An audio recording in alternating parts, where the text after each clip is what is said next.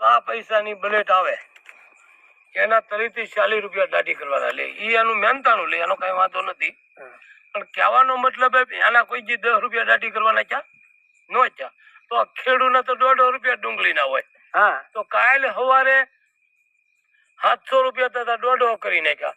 આ ભાજપને તમે મત દેવાનું બંધ કરો. આ બધી ખેડૂતની ગાણી કરી નાખી ભાજપ હારી હારી. ઈ કે અમારે બજેટ ખોરવાય ગૃહિણીઓની. ખેડૂતની પેઢી ખોરવાની તમારી ડોઈ વિચાર તો કરો.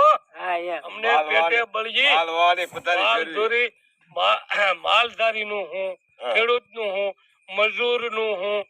એટલે યાનું ની ને ગામ સિટીમાં તમારે નો પોહાય તો નો ડુંગળી ખાવી. બહાર તો જવા જો, બહાર ને ખાય એને ખાવા જો. ખેડૂતના નેહાકા લાગશે તો તમે ના કોરાનો વેલો આવશે અને મરી જાઓ.